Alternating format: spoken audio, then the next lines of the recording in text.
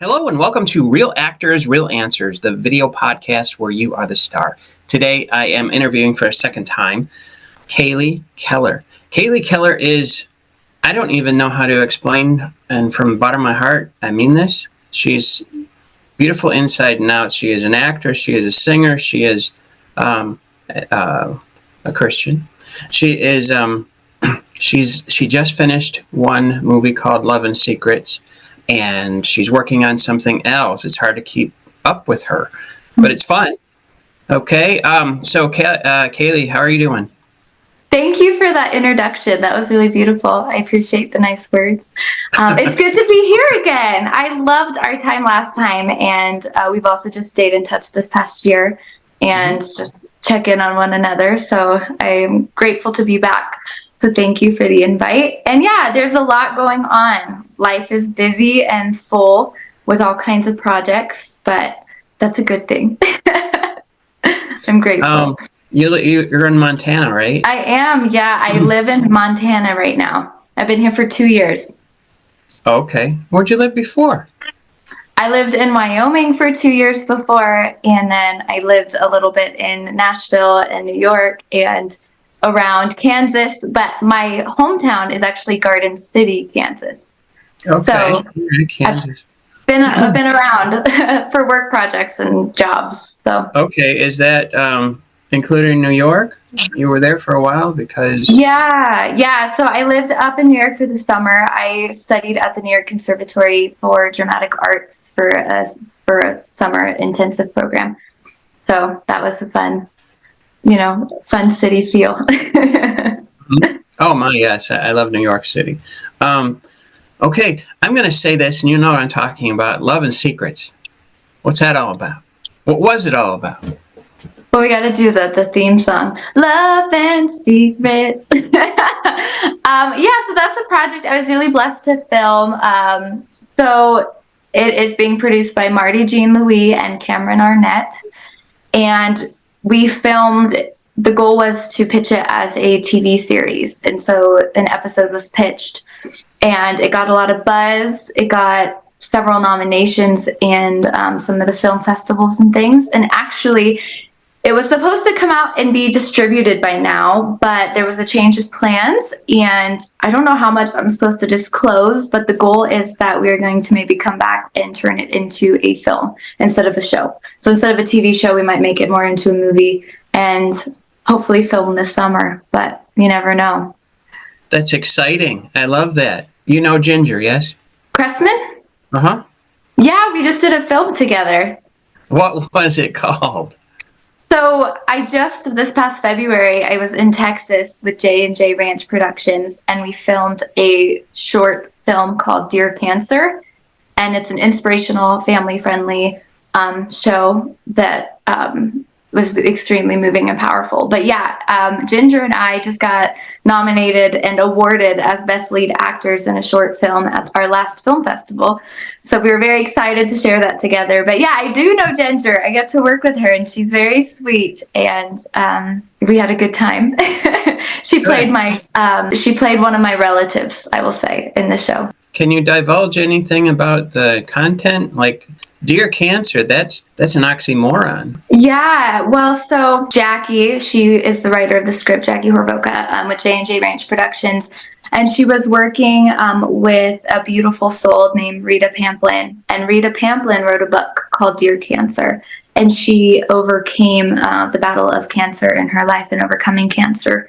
So she wrote a book with a lot of journal entries where she would write to cancer, like Dear Cancer, and talk about fighting it and the battle with it.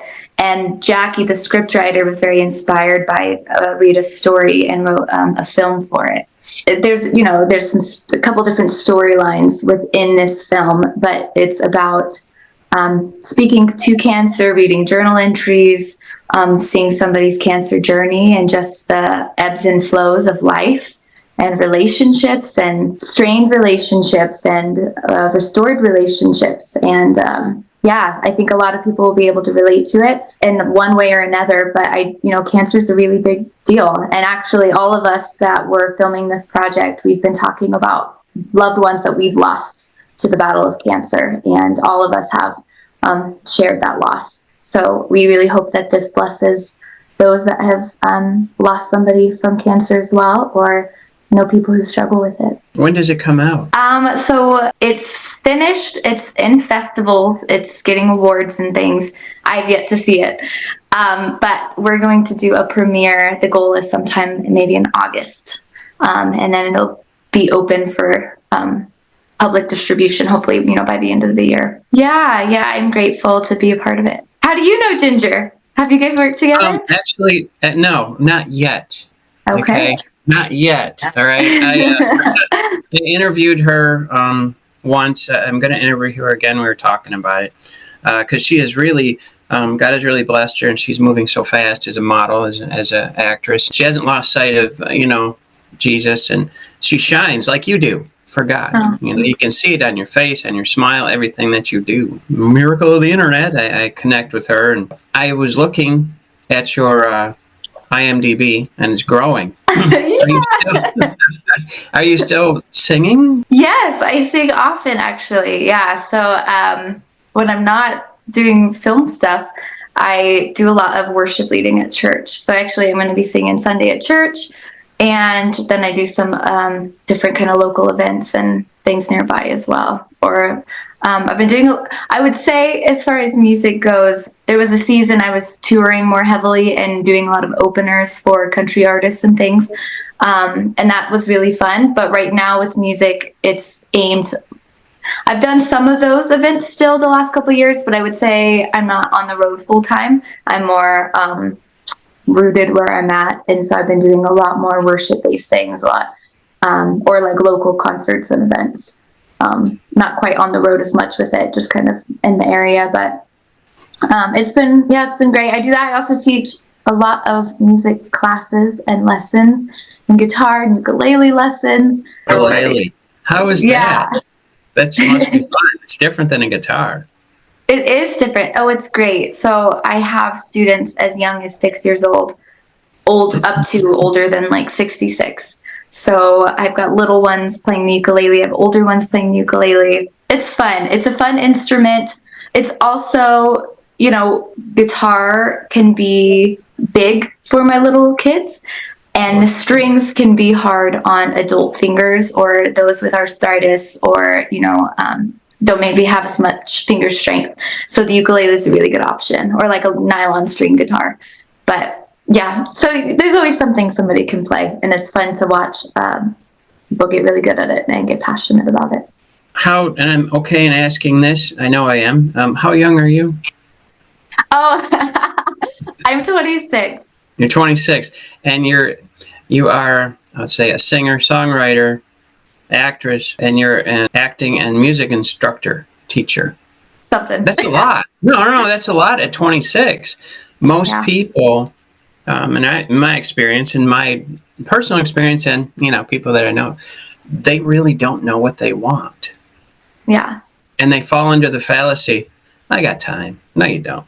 I don't carry around a, the end is near sign. But I'll tell you, you don't really have time. You don't. It's a gift every single day, and you're making very well use of it. I can see it on your Facebook page, on everything that you do. I go in there and spy on you once in a while and check and see how you're doing.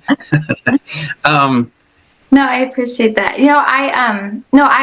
I've been very blessed. When I was a little girl, maybe when I was like 5 or 6, I don't even fully remember. I remember in different portions, but this story in particular, my mom said she was working on a project at the house, and I ran in to the room where she was at, and I said, "Mom, God told me that I'm going to act and sing when I grow up." And then I just ran off and I played with toys again. And she was like, "Oh, that was so casual, but so powerful." Like, I ran in like, "God just told me this is what I'm going to do with my life. Bye." And like went to play with probably my Brat dolls or Barbie dolls again. And there's been so many moments like that from an early age. I mean, some of my earliest memories, I know that I was passionate about acting and singing and entertainment as a whole and what God was going to do with that. And so I think that I have known since I was so little that I wanted to do this and be in this to some capacity. So for me, I couldn't wait to get started. you know. And my mom was really supportive. My family was supportive. They put me in the acting classes and the dancing classes when I was really young. And I've been doing it ever since. And part of it too, you know, as far as like a professional career, I've had a professional career for about the last 10 years or so. When I was 16, I was signed with a development deal, a development agency, and I was going to acting classes in New York and kind of working on becoming a traveling recording artist and actress. So I just, yeah, you know, been able to do this for a long time. So even though I'm 26, I feel like not only have I been doing this for 26 years almost, I've been doing this professionally for at least 10 years. So there's been a lot of, what's the analogy? Like you look at an iceberg and you see, you know, the tip of it over the water, and it's, you know, it's beautiful and it's big. But if you looked under the water, you would see really how big it is and how, I guess, what holds the structure up. So I think if you look at my life, you might see this on social media, but if you look at all of the years of sweat, tears, and prayers, and you take time to get to know a person by listening and asking questions. Yeah. Oh, they got it made. Well, no. Ask again. How did you make it? You know, there's a scripture that came to me a few sentences ago. I got to say it. Before you were formed in your mother's womb, I knew you. So there was a point where you said something. I think it was in your childhood where you ran up to your mom and you said that and ran away. Okay. That was just put in my heart. Oh, I love that. He knows her. And I like to say, and I've heard it before, well, God knows the beginning God knows the beginning to the end. Well, you know, I mean, we can kind of say that in our arrogance and stuff and our ego. Well, yeah, I'm predicting and, you know, looking out there. Yeah, I'm going to get there. But flip it around and think about this. God knows the end to the beginning. It's like, because, you know, 9 months we're born. We know this, right? But after that, it's like, what? You don't know how long. So what you're doing is you're following in the footsteps God has prepared for you beforehand. You know, he's made footprints, and then you are fitting your feet into them, and they just happen to fit, you know. I got a question too. How do you react? You're up there, you're singing, right? You're opener for different artists and things. And when you're done, people applaud. What is that all about? How do you react to that? In a lot of different ways. I think it's kind of, no, that's a great question, right? I think being in entertainment, it's like you're pedestaled and you're applauded for it.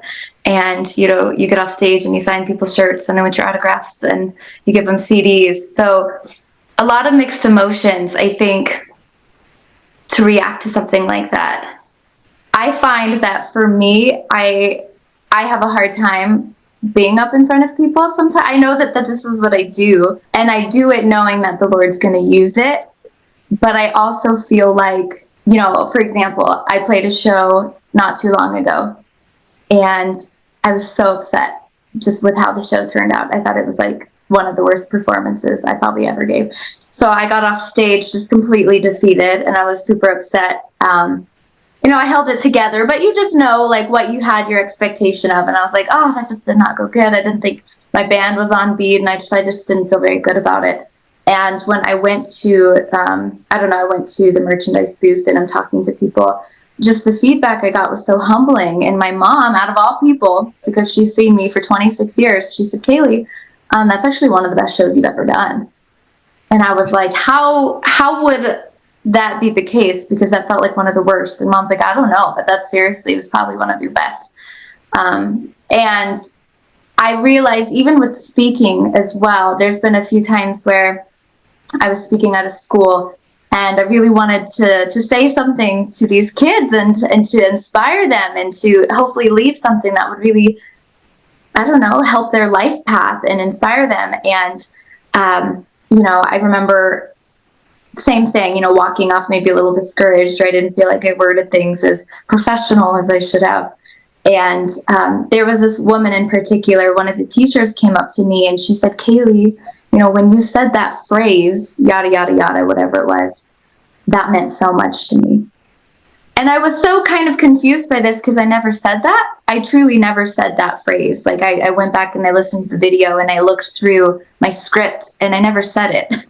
But it meant so much to her and it encouraged her so much. And I think I realized that the Lord will, if you're willing, he will move through you and he will do so much. So if anything, when I'm up there and somebody's applauding or whatever, I don't take it so personally. Obviously, you know, applaud. I appreciate an applause. I appreciate somebody saying like, thank you for this, you know, whatever. But I think for me, I realize like, if I am just obedient and I yield to what the Lord wants in this moment, he will truly move in this. And that's really my heart prayer. So when I'm up in front of people, I'm always praying that the Lord says things through me that he wants me to say, or so I sometimes get off and I go, Lord, if I said anything stupid, just erase it from people's minds and like put what you want me to have said there instead. Yeah. You know, if the song came out really bad, just like tweak everybody's ears and let it be like heavenly. Let them feel like whatever they needed that moment with you, or that sound that you wanted them to hear. Let it just, you do something with it. So as far as all that goes, I guess, is very supernatural experience for me, being up on stage and receiving applause, or being in front of people, or having conversations, or speaking. I think I've had such spiritual warfare and tension in it all that I've learned that it's really just not about me. And the Lord will do so much in it if I don't make it about myself. And I find the more I make it about myself, the worse it all turns out, ironically. You are the moon. Say, David, what are you talking about? I've been thinking about this, listening to you, but you're the moon. The moon is beautiful. You're beautiful. Okay? You are. Okay? But there's the moon, see? How does the moon get light? How does it light up? The sun. Yeah, exactly. You have the sun, S-O-N, right? And we're the moon, and we're good. You know, we're good. We're made in God's image. It's good. However, when we move, we allow God to walk with me here. When we move, then the sun shines even brighter through us. And, that's a beautiful description. I've never heard it spoken that way. That's beautiful. I love that. Well, you're welcome. It just came to me, and when I get those ideas, I know they're not, I know it's me talking, but it's like, it's inspiration. I feel like a children's book author. It's like, ooh, that would be like a beautiful book. You should write a book about that. That would be cool. Like a kid's book about that. That's a good idea. See, he gives to me, I give to you, and then you give back to me. It's beautiful. I love that. It's like, okay, we're done. No, I'm kidding. Just gotta go write a book. Bye. What kind of show was that, David? Okay. Also, have you ever heard of John Bevere? Yeah, I like the Beveres and their content a lot. Lisa and John and family. I met him once. We went to he travels, right? Yeah. So we went to a church, and he was talking about his book, Good Not God. Very powerful stuff. Just like, wow, and he's a lot of fun too. But he said once that when he first started, when he was called to his ministry, and God really cleaned him up, and I love him because he's so honest, and again, moon, sun, okay. He said there was one time where he was all in himself, okay, like we all every once in a while, we're prefect, we're not perfect, and so perfect. I love that. And so he said he went out there, and he told me, he said, I write books, right? By myself. I'm not an author. I don't know how to write. He doesn't know. He said it. He's hilarious, but he's honest. And he said there's one time when he went out, and he basically had this attitude: God, thank you for this opportunity. I got this. So God, without the sun, the moon goes, okay. So and it was bar none one of the worst times of his life speaking. He didn't, it was just dead. It was dead. I know what I'm getting at. It was dead, and he did it. And even the pastor said, what happened to you? because he has a reputation. And Yeah, so, what was but that that? was the last time because he was so humiliated, and he realized who shines through him. Hmm. And so from then on, he's checked himself at the door, before he walks out there, and he lets God lead, and then it's brilliant. And it comes to mind what you said. There might be times, and I've experienced this too, and theater and stuff, where I get so lost in the character, and the little critique person comes in. Hmm. What are you doing? And you got this battle going on, and many times people like you, okay, you think you did bad, you think you did right, and you're upset, and then somebody comes up and they're crying, or they're, how did you do that? That was such a beautiful voice. In your case, which you have a very beautiful voice, and it's like, what? Those are times that are delightfully confusing because you thought that you bombed basically, and you didn't. Yeah, God yeah, picked you up, and He made you. That's God's mercy and grace, and because He wants us to do really, really, really well, like your mom does. I've seen you and your mom together. You're almost like twins, and um, well, it's clear where you get your looks. It's right there. The DNA oh, is so thank strong. you, I Yeah, the appreciate DNA is that. so strong. It's just a marvelous thing to see. It's like, what Oh, a beautiful family. And oh, thank you. and I always pray before I do interviews. And it's like, your mom wants you to do well, say the least, right? Right. She supports you. She's in your corner. She's always got that two eyes in the back of her head type of thing, and she's watching over you. And then she lets you go. Hey, learn. But I'm over here if you need me, right? Same thing with God. Yeah, If he's a perfect parent, and he wants you, he gave you these tools, which you'll have to return someday, literally here, yeah, these gifts and stuff. And then he wants you to make sure, hey, you know what? I'm allowing you to shine, moon. And you got me on this children's book kick now. And then, but I'm right here, I'm right behind you, and I'm guiding you, and the sun is a lot bigger than the moon, oh okay? yeah, totally, Yeah, yeah. right. So that's what creates your whole universe. I just No, I crashed. love that. No, it is. And I think that that's a beautiful way to describe the call of God on your life. And if oftentimes I'm asked, how do you know what you're called to do or what it is you want to do in your life? Yeah. And I think that that aligns with that, right? If Mm-hmm. you're in something, if you jump into something, you want to enjoy it, you want to have some gifting in it, if God's given you a gift for something or not. But at the same time, I think if you make it so about you and how good you are, and anything, whether it be writing a book or starting a business or providing services for somebody, whatever it may be, if you make your life so much about you and how good you are and how you do and all of this stuff, I think you will end up very miserable and very alone and not really walking in the full purpose God has for you. Because His whole purpose for us, like you said, is to be a vessel for Him and what He wants to do through us.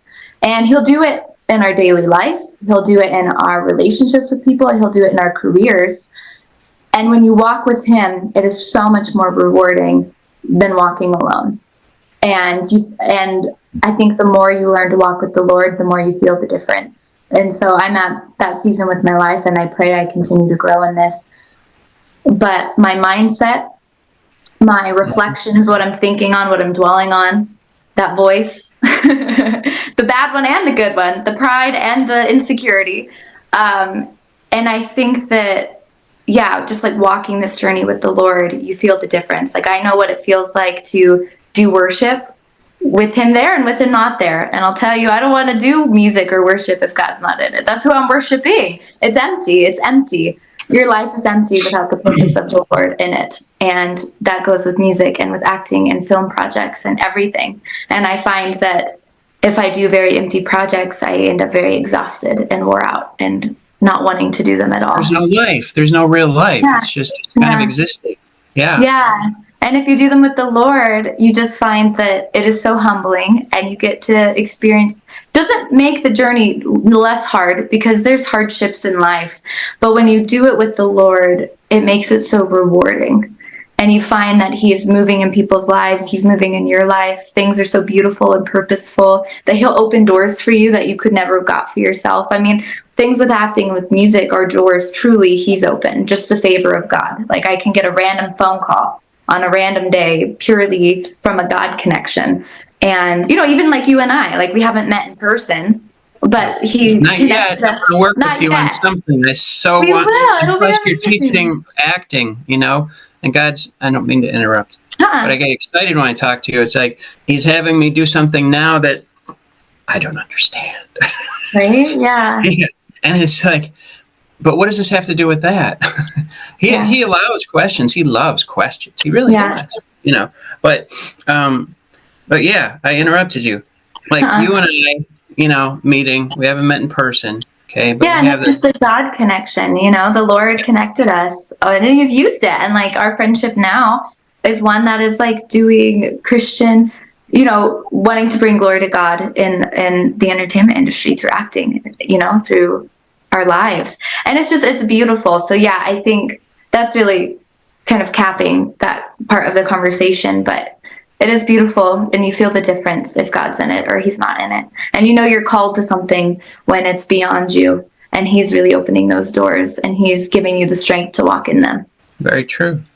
You walk carefully, don't you? I don't mean physically. I want to, and I pray often for that. Yeah, I'm always, every day I try to pray. And one of the things I pray really routinely is that the Lord filters out the people and the conversations and the opportunities that come in and out of my day. That anything that is a distraction clears. What a great way of putting that. Filters out. Yeah. With all the non-filters that we have on social media, because you can go anywhere and everywhere, virtually. Yeah. You ask God, that's wisdom, to filter out. I mean, even he said, and Jesus is God, but if they don't listen to the word, then let's go to the next house. You know that scripture. Yeah. Well, why? Well, because we have to get going. There's only so much time.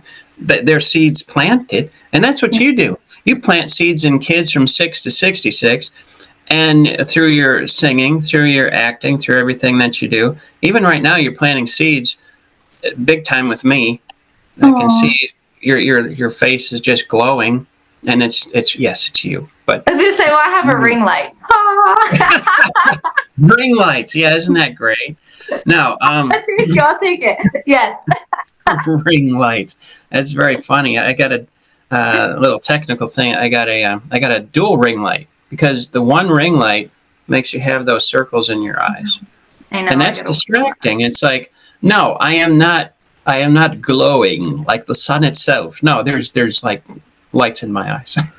I got some practical things to ask you. I love your singing. Some people don't know how well you sing, and it's a gift. And where can they buy your albums? Yeah, I know you have albums out there. I do, yeah. Thank you. Yeah, you can get them on like Spotify or Apple Music or iTunes or YouTube Music. Anywhere that you listen to online streaming, you can stream them. And if you want like a physical album, then you can email me on my website. But I used to have a store where I sold merch and CDs and stuff, and I still have some of it. I just took the store down. So if somebody wanted something physically, they can email me. Why did you take it down? Well, you gotta have enough to sell online. And so what I have right now is enough for like live shows. So I just need to put it another. Okay. All right. Yeah. I have a student in California, stand-up comedian. He has his merch, but he doesn't really have a store. He takes his stuff and displays it like you do. After a concert, you have your CDs out, and people come up and get your autograph and things like that, right? Yeah. What are you working on now, film-wise? Film-wise? Yeah, I know. You don't have to tell if you can't tell. Non-disclosure, all that. But if you can like put a little flavor to the stew. Okay. Yeah. Well, I'm trying to see here. I'm in the audition process for a couple projects, and what that means is it's not confirmed that I have the part, but I've gotten some callbacks on a few things, so potentially have some of those projects coming up. And I'm planning to film a couple of projects in the summer, and they're film-based projects. And then have a premiere in the fall, and then do a full length for one of the shorts that we'll film this summer in the fall. So that's kind of big, but You're busy. yeah. Would you call yourself busy? Because that smile just shines. Your smile, okay? Seriously. And I'm not just talking about, your natural beauty. I'm talking about you have a hope in your face. You have something that just takes me aback most of the time. I have great admiration for you and what you do and how you present yourself. It's just amazing. And some people might think, because people have their opinions like everybody else, and I say this with respect, Kaylee, yeah, she's doing this and that. She's got it made. Has there been struggles through all of this journey, entertainment and things that has molded you and shaped you and, hardships? Absolutely. Oh yeah, all the time. And it's in every area of life. I've had hardship with just my personal life, family dynamics, friendships, relationships. I've had hardships with the entertainment industry. I mean, it's a very dark industry as a whole. It's entertainment in itself, the music and the acting side. And sadly, you would hope that, being in the Christian side of the acting or the film industry would be great. But sometimes I've found that is even harder than the secular side. So yeah, I've gone through a lot of different things in my life. And I think when you live for the Lord and you live with the convictions that he's written in the Bible, it's not popular opinion. And a lot of people don't want to live that way. And I do want to live that way. And like anybody, I can fall short, and I'm always trying and praying and repenting. But yeah, I mean, living an actual Christian lifestyle and living a life for Jesus, not just living and saying, I believe God exists and I believe there's a God and I believe that there's something there, but I'm going to do my own thing. When you're truly like living a devoted life to the Lord and surrendering all of your wants and putting them at his feet and letting him move in it, it is a blessing and it's rewarding, but it comes at a great expense. The amount of rejection and like criticism and bullying and misunderstanding I get is pretty massive, and I've had it all my life.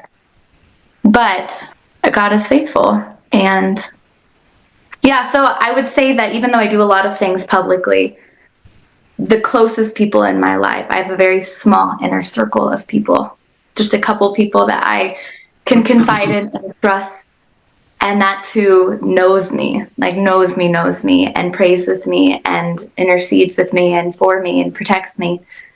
But yet I do a lot of things very, I don't know, out and about, I guess. So yeah, all to say, lots of hardship and lots of struggle and lots of hard things, just like anybody.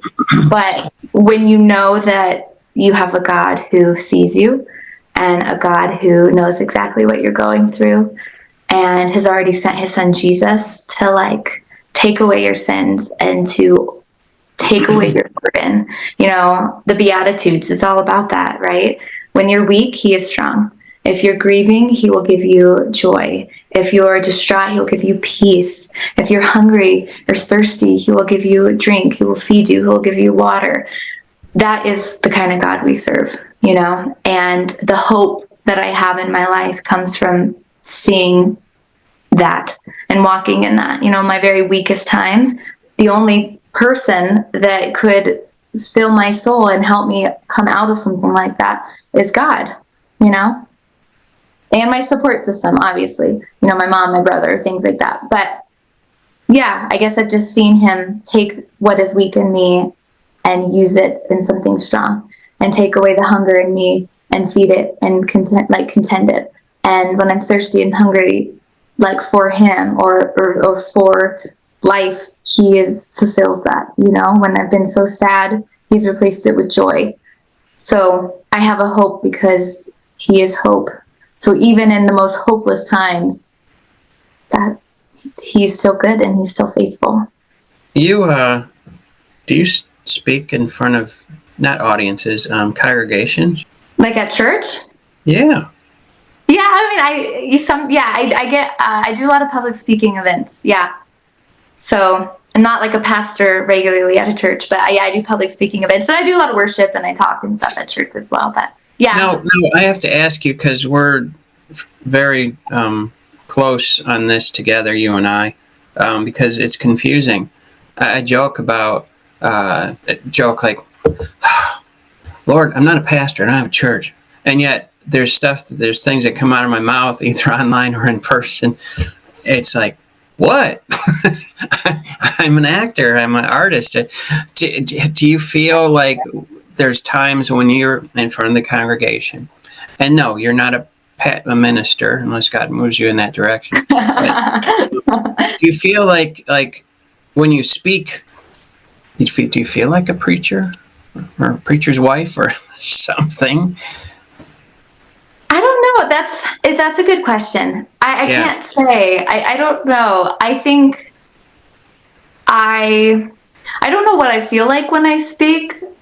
I know that if he's like putting something on my heart that I need to share, and I feel like the Holy Spirit's speaking through me, or I'm just sharing something of myself, like something that I was reflecting on, or the Holy Spirit speaking through me. I feel like I can feel the difference of that. But I also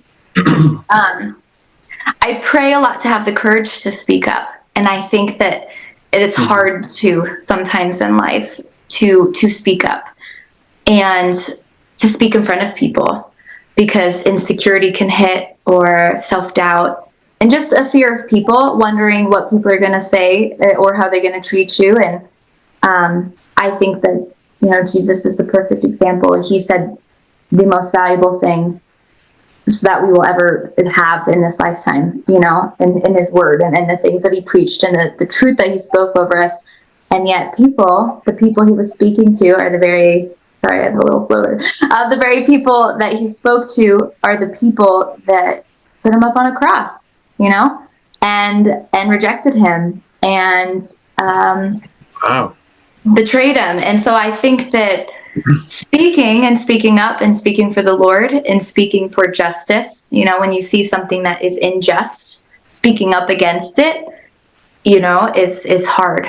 And but I think we're called to do it regardless of the opinions of others. So I pray a lot to have the courage to speak, because sometimes I find that I don't want to say something. I see injustice done, or maybe somebody's saying something to me and I need to speak up and I need to address something, and I don't always want to.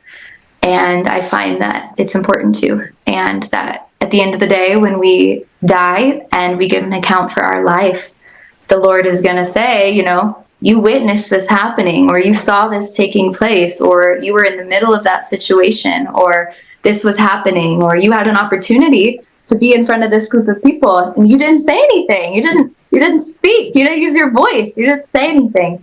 So I just pray to have the courage to speak more. That's very good insight at what you said. And then in my mind, I picture this so I had to call someone else to fill in the place that you didn't, speak up. Because God always has a remnant, that's his, I like to say that's his job. That's, he has someone else, but he chose you first, this has been going on in my mind. I got to just say it. Okay. Remember when I said you're careful how you walk? Yeah. All right. Do you like to hike? I do. Yeah. So do I. I love to hike. It's just an amazing way of just appreciating your life. And that's when God talks to you. I don't know about you, but that's when he talks to me a lot. Oh, yeah. And by the way, audience, prayer is a two-way conversation. Okay. Hello. So I had this vision. You were walking on this pathway. It wasn't a tightrope, okay, but it was a trail going up a hill. I see a tree, but it's a narrow path still. But you're walking with both feet. It's not like you're teeter-totter. But that's why I asked you. You walk carefully, and the way you talk is every day you get up from what you're saying to me, okay, and sharing. Every day that you get up, you put God first. imperfectly like we do, but still you're sincere. You let him shine through, which gives you light to your pathway. Worst thing you can do is hike in the dark, if you ask me. Some people like hike in the dark. Well, you can have it, But Yeah. does that make sense? Does that click with you? Yeah, absolutely. Yeah. And what the Bible talks about the Christian walk being the thin and narrow, Yeah. And I think that's kind of what you're describing is, you got what you need. You can take the steps in front of you and like you're not all over the place and you're not in a unstable situation, but it's narrow. Right. And like you Where's can't, your you start stepping outside of that, you will put yourself in danger. So yeah, just the road of life, the road of walking with the Lord is a narrow road. Absolutely. Yeah. Absolutely. And as far as every day, you said every day that I do that. I can't say that it's every day. I pray that it's every day. I want it to be every day. I want the Lord to be on my mind every single day and to spend the time with him. Like you said, having prayer and two-way conversations and not to get so distracted. Mm-hmm. But I do get distracted sometimes. Sometimes I sleep in, sometimes I get distracted or a lot goes on. And it's not for, get distracted on social media. And it's not the first thing on my heart or my mind. And I think that it's interesting though, because when you have a walk with the Lord where you have had that daily time with him, when you miss it, like when you start walking out of that, like, right, so like you're walking the path and maybe you're getting distracted by stuff, I think that you can feel your soul hungry for him and you miss him and you know the difference. And so that's, like you said, the grace and the love of God. So I know that, if I spend a couple days straight or a week or something, just a little anxious or distracted or whatever.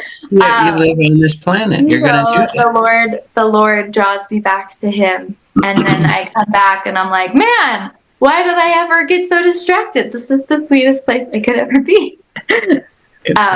So yeah, I don't know. And I also, one thing that's been on my mind a lot too is the Bible talks a lot about hypocrisy.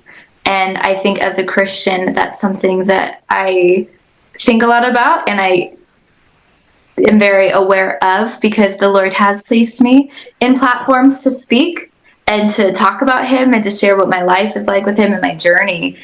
And I think that I have this weight a lot of like, am I a hypocrite or do I live the kind of life that I say that I do or I'm living a life with the Lord?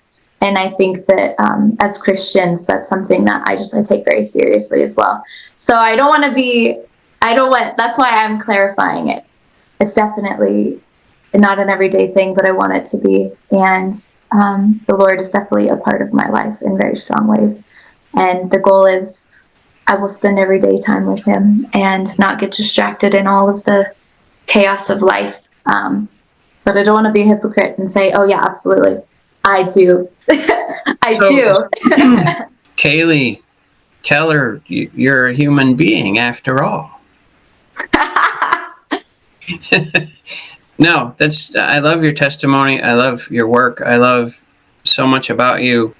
And your films sound exciting, and they are, Have you met, I got to ask this too, have you met anybody that you said, wow, any famous Christian actors, Dean Cain or anybody?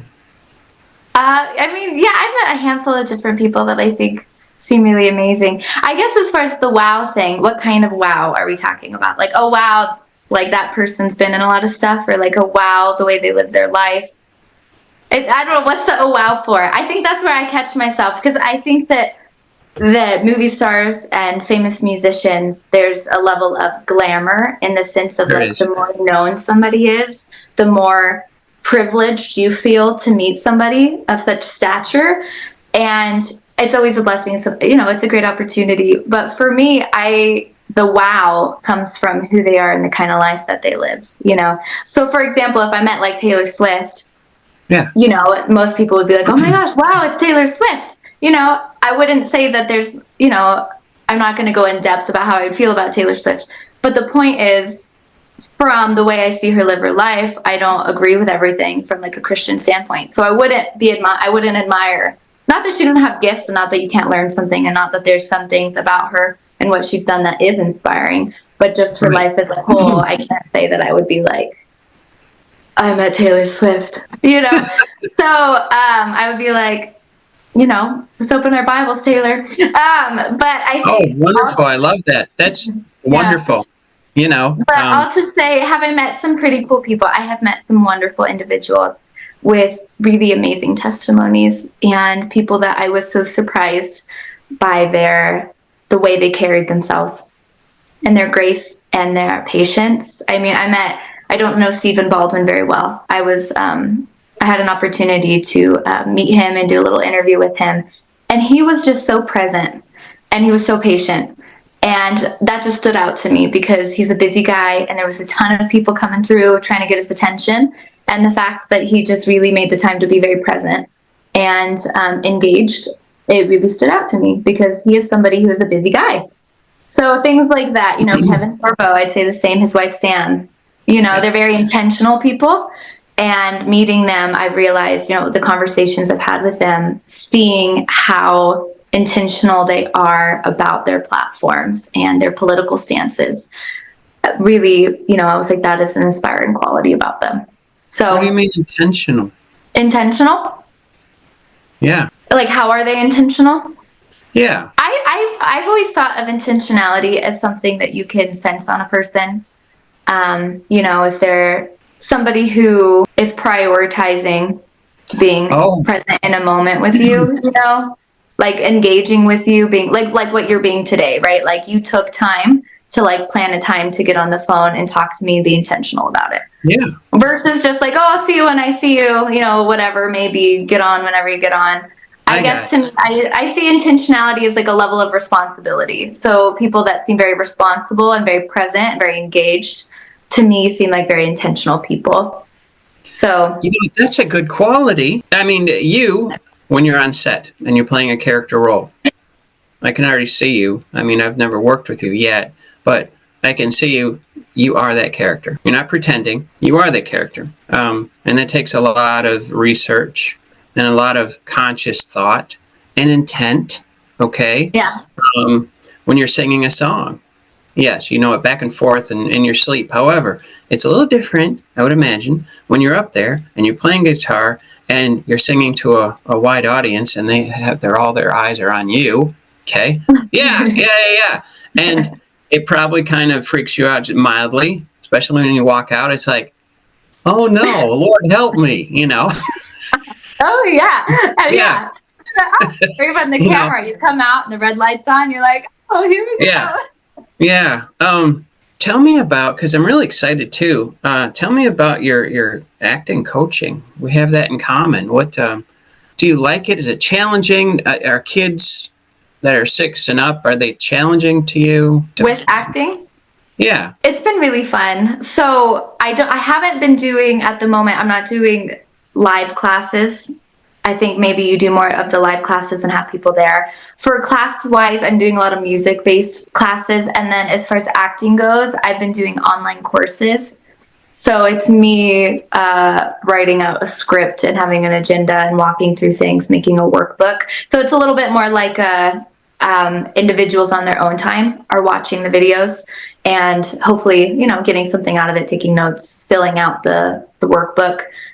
So as far as that goes, there's been a lot of positive feedback on it. I was asked to do a workshop with 6 other really gifted actors, Sam Sorbo, Cameron Arnett, I saw that. Barry Nation, Tina Gallo, Rick Sendel. So all of that, they're incredible actors and they're all talking about a different topic. So Daniel Nicole put it on. So he just asked us all to talk on a topic, and then we've been doing courses for it.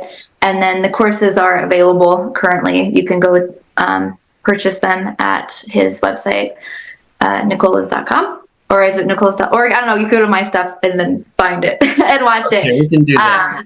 Yeah, but that's been a really rewarding experience. It was great. And I hope that it inspires more individuals from a Christian worldview. So this workshop in particular is acting for the glory of God. And the way that even Sam talks about approaching a character she talks about it from a very Christian prayer-based perspective. And like you said, being very intentional, like as an actor, all of the choices you're making on set and for your character and for your wardrobe and your makeup and all of that, you and your team, is very intentional. And just being prayerful in the process and doing it in a way that isn't self-edifying, but it is God-edifying.